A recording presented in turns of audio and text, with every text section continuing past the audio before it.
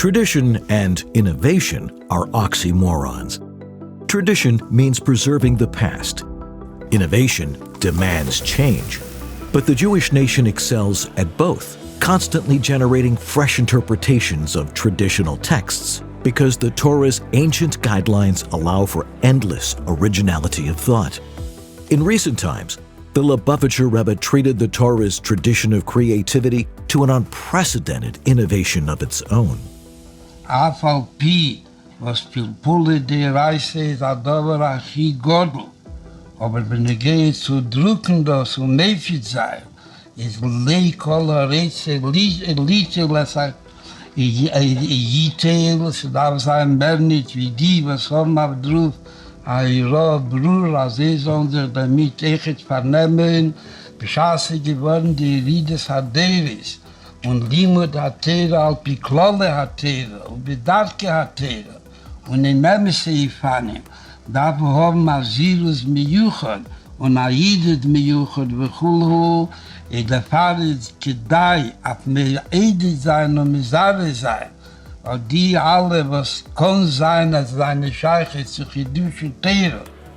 The Rebbe handed the keys of innovation to whomever studies Torah.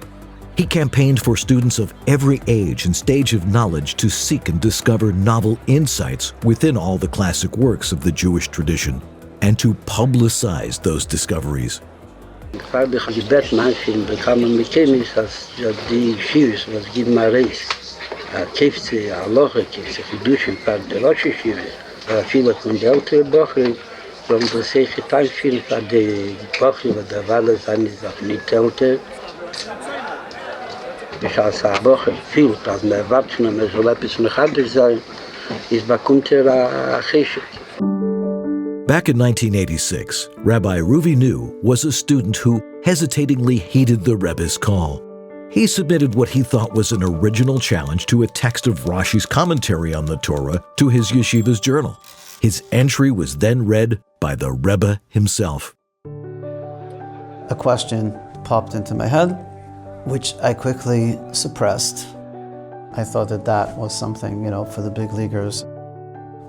One of the members of the editorial board said, put all of those calculations to the side. This is what the Rebbe wants, so just write it. My question is the first one published because it's the first Rashi of Bamidbar. And then I see on the bottom a note from the editor, Rabbi Galitsky. The question has been dealt with extensively by some of the classic commentaries on Rashi. The person who submitted the question did not take the time to do any research and look into Rashi's commentaries. So you talk about being thrown under the bus. Anyway, the next day it came to that point of the Farbrengen where the Rebbe was now going to talk about the Rashi.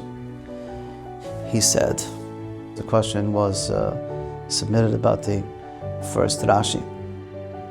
I remember like shaking like a leaf.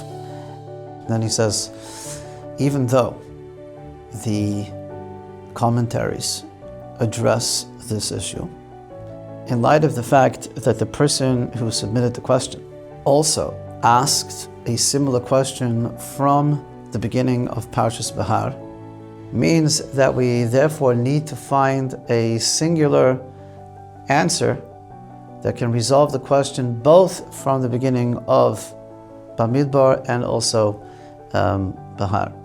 The Rebbe then proceeded to give a beautiful explanation as to both Rashis.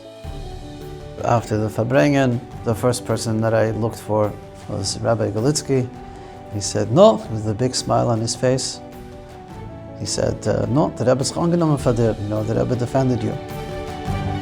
Every Jew is encouraged to drink from the divine wellsprings of Torah wisdom. And every Jew is empowered to become a fountain of fresh Torah ideas.